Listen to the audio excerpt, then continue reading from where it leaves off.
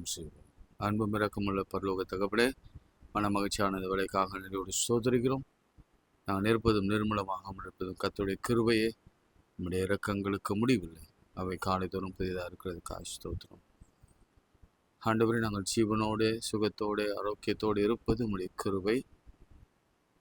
எங்கள் நாசியிலே சுவாசம், எங்கள் இருதய துடிப்பு, எங்கள் இரத்த ஓட்டங்கள் இயங்குவதே உம்முடைய கிருபை. இயேசுவின் நாமத்தினாலும் கர்த்தருடைய வல்லமையினாலும் பரிசுத்த ஆவியின் கிருபையினாலும் இரக்கத்தினாலும் நாங்கள் இயங்கிக் கொண்டிருக்கிறோம். உமக்கு நன்றி செலுத்துகிறோம். பெற்றோருக்காக, கணவன் மனைவிக்காக, பிள்ளைகளுக்காக, பேரப்பிள்ளைகளுக்காக, வேலைக்காக, ஊழியத்திற்காக, வருமானத்திற்காக உமக்கு நாங்கள் நன்றி செலுத்தி ஸ்தோத்திரிக்கிறோம்.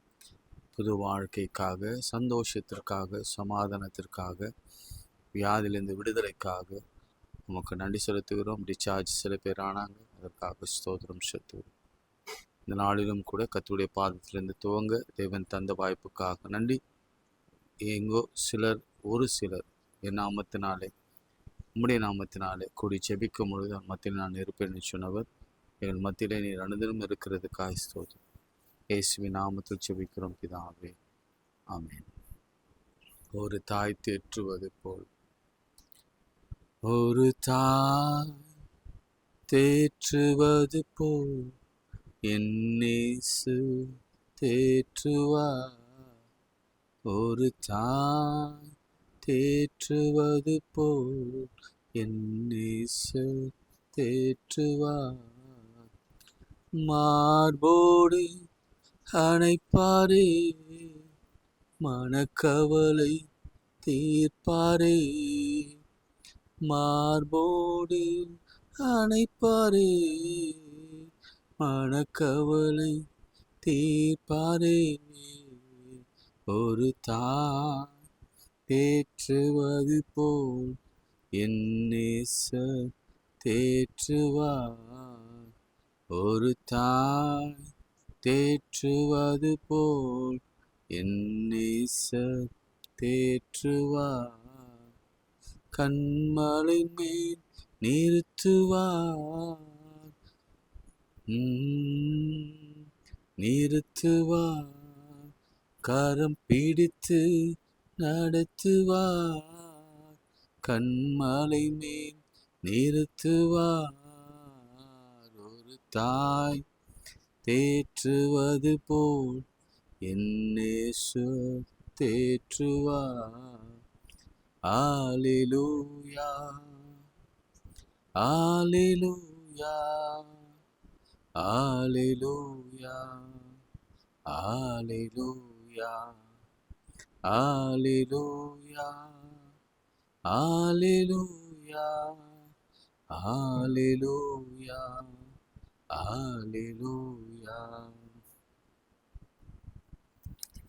கைகளை உயர்த்தி, ஆண்டவரே, ஒருபோதும் கைவிடாத தேவன், மார்போடு அணைத்து எங்கள் கண்ணீரை களிப்பாக மாற்றுகிற தேவன், எங்கள் வியாதிகளை குணமாக்குற குடும்ப மருத்துவர், எங்கள் தேவைகளிலே யெகோவா ஈரேபாக இருந்து எல்லாவற்றையும் பார்த்து கொள்கிற கர்த்தர், எங்கள் இயலாமையிலே எங்களுக்கு உதவி செய்கிற கர்த்தர், எங்கள் முடியாத சமயத்தில் எங்களை நடக்க வைக்கிற கர்த்தர், எங்களோடு கூட வாசம் பண்ணுகிற தேவன். இப்பொழுதும் சரீரத்தில் ஜுரம், வீசிங், இருதய துடிப்புள்ள பிரச்சனை, நுரையீரலில், சிறுநீரகத்தில், கல்லீரலில், மண்ணீரலில், கணையத்தில், எலும்புகளில், சருமங்களில், கண்களிலே காணப்படுகிற எல்லா குறைபாடுகளையும் இயேசுவின் நாமத்தினாலே, நீங்கள் சொன்னீங்க, இயேசு கிறிஸ்துவின் நாமத்தினாலே எதை கேட்கலாம் அதை தருவேன்னு சொன்ன தாங்க. வியாதியாக இருக்கிறவர்களோடு கூட இணைந்திருக்கிற அந்த குடும்பம் சந்தோஷம் அடைய, சாட்சியாக நிற்க ஒரு பெரிய அற்புதத்தை செய்யுங்க. திருமணமாகாத பிள்ளைகள், வேலை இல்லாத பிள்ளைகள், குழந்தை இல்லாத பிள்ளைகள், இவர்களுக்கு கர்த்தர் ஒரு அற்புதம் செய்யுங்க. வெளிநாட்டுக்கு வேலைக்காக காத்திருக்கிற பிள்ளைகளுக்கு ஒரு அற்புதம் செய்யுங்க. ஊழியம் செய்கிற உங்களுடைய ஊழியர்களுக்கு ஒரு அற்புதம் செய்யுங்க. வீடு இல்லாதவர்களுக்கு வீடு வாசல் ஏற்படுத்தி கொடுத்து அற்புதம் செய்யுங்க. கடனில் இருக்கிறவர்களுக்கு கடன் அடைக்க உதவி செய்து அவள் வாழ்வாதாரத்தை மேம்படுத்துங்க. தொழில் முனைவோருக்கு கர்த்தர் உதவி செய்யுங்க. சதா பிரச்சனைகளோடு கூட மயக்கத்தோடு இருக்கிற ஒவ்வொரு பிள்ளைகளுக்கும் கர்த்தர் உதவி செய்யுங்க. நீர் உதவி செய்ய போகிற கிருபைக்காய் ஸ்தோத்திரம். இயேசுவின் நாமத்தில் ஜெபிக்கிறோம் பிதாவே, ஆமென். பிரியமானவர்களே, 90ஆம் சங்கீதத்தை நாம் எடுத்துக்கொள்ளலாம். அதுல 16ஆம் வசனம், எங்கள் ஆயுசு நாட்கள் 70 வருஷம், பலத்தின் மிகுதியால் 80 வருஷமாயிருந்தாலும் அதன் மேன்மையானது வருத்தமும் சஞ்சலமுமே. அது சீக்கிரமாய் கடந்து போகிறது, நாங்களும் பறந்து போகிறோம். உமது கோபத்தின் வல்லமையை உமக்கு பயப்படத்தக்க விதமாய் உம்முடைய உக்கிரத்தையும் அறிந்து கொள்கிறவன் யார்? நாங்கள் ஞான இருதயம் உள்ளவர்களாகும்படி எங்கள் நாட்கள் என்னும் அறிவை எங்களுக்கு போதித்தருளும். கர்த்தாவே, திரும்பி வாரும். எதுவரைக்கும் கோபமாயிருப்பீர்? உமது அடியாருக்காக பரிதபியும். நாங்கள் எங்கள் வாழ்நாளெல்லாம் களி கூர்ந்து மகிழும்படி காலையிலே எங்களை உமது கிருபையால் திருப்தியாக்கும். தேவரீர் எங்களை சிறுமைப்படுத்தின நாட்களுக்கும் நாங்கள் துன்பத்தை கண்ட வருஷங்களுக்கும் சரியாக எங்களை மகிழ்ச்சியாக்கும். உமது கிரியை உமது ஊழியக்காரருக்கும் உமது மகிமை அவருடைய பிள்ளைகளுக்கும் விளங்குவதாக. எங்கள் தேவனாகிய ஆண்டவரின் பிரியம் எங்கள் மேல் இருப்பதாக. எங்கள் கைகளின் கிரியை எங்களிடத்திலிருந்து உறுதிப்படுத்தும். ஆம், எங்கள் கைகளின் கிரியை எங்களிடத்தில் உறுதிப்படுத்தும். இந்த சங்கீதத்தை வாசிக்கும் பொழுது எங்கே வாசிப்போம்னு உங்களுக்கு தெரியும்ல? தெரியலன்னா சொல்கிறேன், தெரிஞ்சுக்கோங்க. மரண வீடுகளில் நாங்கள் அந்த பாடியை எடுக்கிற சமயத்தில், பிரேதத்தை எடுக்கிற சமயத்தில் நாங்கள் வாசிக்கிற சங்கீதம் இது. நம்ம எல்லாரும் அதை கேட்டிருப்போம். அதே சமயத்தில் அந்த செமெட்ரிக்குள்ளே போகும் பொழுது இதை வாசிக்க பின்னாடி அவங்க சுமந்து வருவாங்க. இதுதான் கான்டெக்ஸ்ட். நான் இந்த 7 பற்றி சிந்தித்து கொண்டிருந்த பொழுது, இன்னும் ஆண்டவரே, இன்னும் கொஞ்ச நாள் தான் இருக்குது, இன்னைக்கு 27, இன்னும் 3 நாட்கள் போகணுமே, என்ன செய்யலாம் அப்படின்னு யோசித்து கொண்டிருந்த பொழுது, ஏன் 70 எடுத்தால் என்ன என்ற ஒரு கேள்வி எனக்குள்ள ஆவியானவர் வைத்தார். சரி, 70 தேடலாம் அப்படின்னு தேடும்பொழுது தான் இந்த 70 என் கண்களிலே பட்டது. மீண்டும் வாசிக்கிறேன். நம்முடைய ஆயுசு நாட்கள் 70 வருஷம். அது உண்மையா அப்படின்னு சொன்னால், இந்த காலகட்டத்தில் அதுதான் நடக்குது. இந்த காலகட்டத்தில் 70 தாண்டுவதே மிகுந்த சிரமமாக இருக்கிறது. 80 வயது மிகவும் மோசமான ஒரு நிலையில் இருக்கிறது. ஆனால் நீங்கள் சைனா போன்ற தேசங்களுக்குள்ள போனீங்கன்னா 130 வயது தான். அவங்க 130 வயதிலும் நன்றாக இருப்பாங்க. 80 வயதில் யூகேலலாம், இங்கிலாண்டில் நான் பார்த்துருக்குறேன், வேலையே செய்வாங்க. 70 வயசுலேயும் வேலை செய்வாங்க. இந்த ப்ரைவேட் ஜாப்ஸ் எல்லாம் அவங்கள கட்டுப்படுத்தவே முடியாது. அவங்களுக்கு பலன் இருக்கிற வரைக்கும் வேலை செய்வாங்க. அப்போ ஏன் ஆவியானவர் இதை எழுதி வைத்திருக்கிறார்? இது யார் எழுதினா இன்னும் நான் சொல்லவே இல்லை. அதுக்கு முந்தி இருக்கிற வசனத்தை பாருங்களேன். எங்கள் அக்கிரமங்களை உமக்கு முன்பாக, எங்கள் அந்தரங்க பாவங்கள் உமக்கு முகத்தின் வெளிச்சத்தினாலும் நிறுத்தினீர். எங்கள் நாட்கள் எல்லாம் உமது கோபத்தால் போய்விட்டது. ஒரு கதையை போல எங்கள் வருஷத்தை கழித்து போட்டோம் அப்படின்ட்டு சொல்லிட்டு வருகிற ஆவியானவர் கோபத்தில் சொல்கிறாரு, உங்கள் ஆயுசு நாட்கள் 70 வருஷம்தான். நீங்கள் இந்த மாதிரி இருந்தீங்கன்னா அக்கிரம பாவம், வேற என்ன போட்டிருக்கு, அந்தரங்க பாவம், அக்கரமங்க இவங்க இருந்தா ஆயுசு நாட்கள் 70 தான். அப்படியும் நீங்க வருந்தினா 80 வருஷம். அதற்கு மேல வருத்தமும் சஞ்சலமே. சரி, இது யார் எழுதினது? இது எழுதினவங்கள நம்ம தெரிஞ்சிட்டோம்னா, ஏன் இதை எழுதினாங்க, ஏன் எழுதினாங்க, எதற்காக எழுதினாங்க, அது எப்படி நமக்கு பொருந்தது என்பதை நம்மளால புரிந்து கொள்ள முடியும்.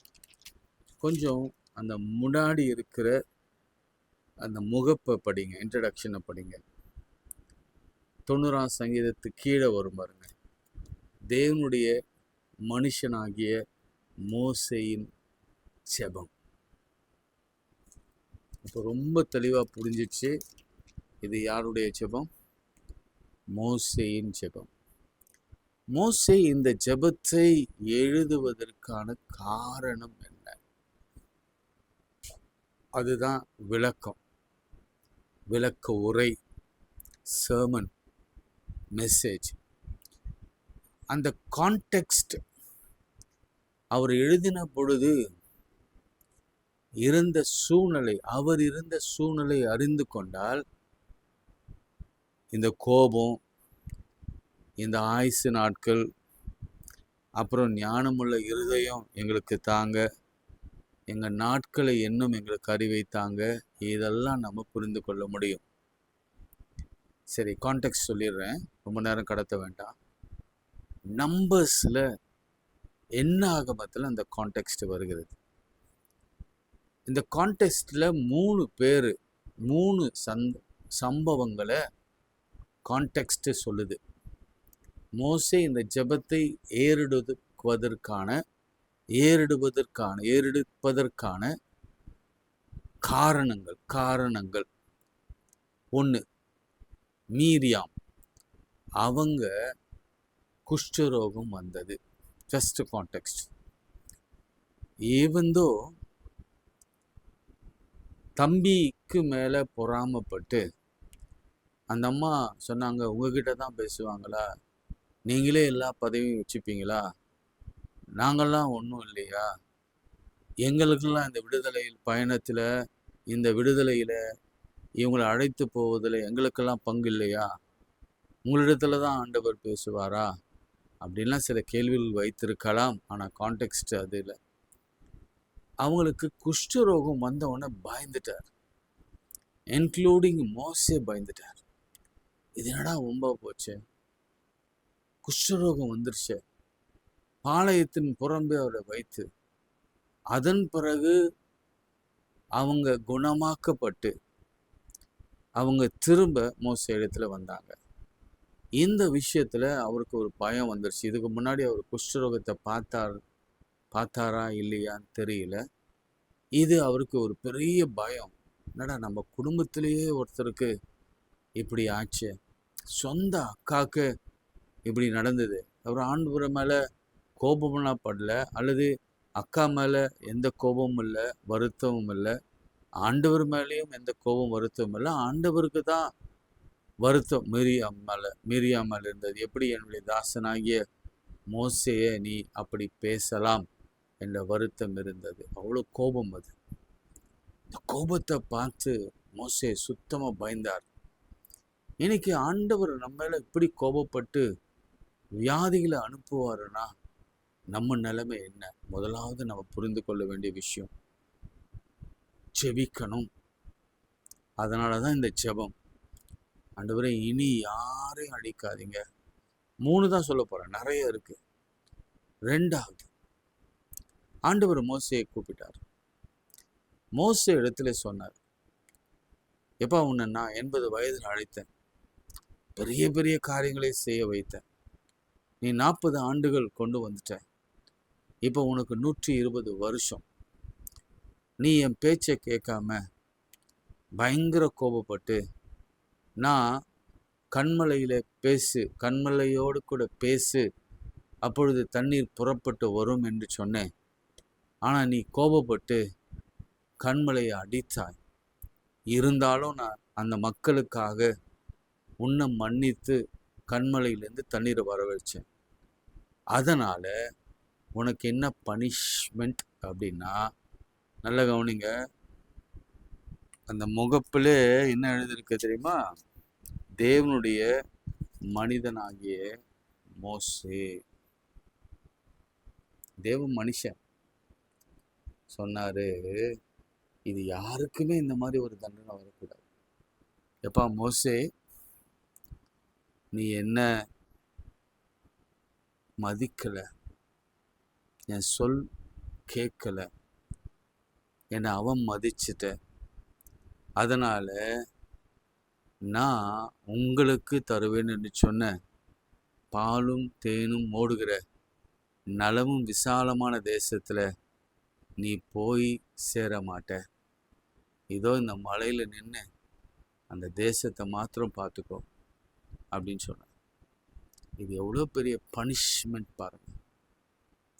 ஆண்டவர் மன்னிச்சிருக்கலாம், இறங்கியிருக்கலாம், அவனுக்கு ஒரு வாய்ப்பு கொடுத்துருக்கலாம். அவ்வளோ தூரம் கிட்ட வந்துட்டாங்க, ஆல்மோஸ்ட் கிட்ட வந்துட்டாங்க. அதுக்கப்புறம் எரிகோ, அதுக்கப்புறம் இன்னொரு சண்டை முடிஞ்சு போச்சு. கானான் தேசத்துக்குள்ள போறாங்க. யோர்தான், எரிகோ, கானான். இன்னும் மிஞ்சி போனா ஒரு 10-5 வருஷத்துக்குள்ள போயிட்டு இருப்பான். ஆனா 120 வருஷத்திலே அவன் எடுத்துக்கொள்ளப்பட்டான். அவனுடைய பாடி கிடைக்கல. எல்லாரும் சொன்னாங்க தேவன் அவனை அடக்கம் பண்ணிட்டார். என்ன ஆச்சுன்னே தெரியல. அது ஒரு ஒரு ஒரு பார்வை. ஏன்னா செத்ததை பத்தி சொல்ல, அதுக்கு முன்னாடி அவர் சொன்ன தண்டனையை பற்றி நான் சொல்றேன். இப்போ ரெண்டாவது நம்ம கிட்ட கூட அப்படி சொல்லலாம். எப்பா நீ ரொம்ப தப்பு பண்ற, என் பேச்சு கேட்க மாட்டுற, என்னை மதிக்க மாட்டுற, என்னை விசுவாசிக்க மாட்டுற, நான் காணாததை நான் கொடுப்பேன்னு சொல்கிறேன், தண்ணீர் வரும்னு சொல்கிறேன், தண்ணீர் நிரம்புன்னு சொல்கிறேன், அவங்க தாகம் தீர்ப்பேன்னு சொல்கிறேன், பேசுன்னு சொல்கிறேன், நீ எதையும் கேட்கல. அதனால நான் உன்னை அந்த பாலும் தேனும் ஓடுகிற நலமும் விசாலமான தேசத்தின் ஆசீர்வாதத்தை உனக்கு தரமாட்டேன்னு சொன்னால் நம்ம நிலைமை என்ன இருக்கும்? ரெண்டாவது, அதுக்கு தான் அந்த ஜெபம். மூணாவது, ஆரோனின் மரணம் அவருக்கு ஒரு பெரிய அடியாக இருந்தது. ஆரோன் தான் அவருக்கு ரொம்ப ஹெல்ப் பண்ணாரு. எகிப்து தேசத்துல இருக்கும் பொழுதும் சரி, வனாந்தரத்துல இருக்கும் சரி, ஆசாரியன் அவர்.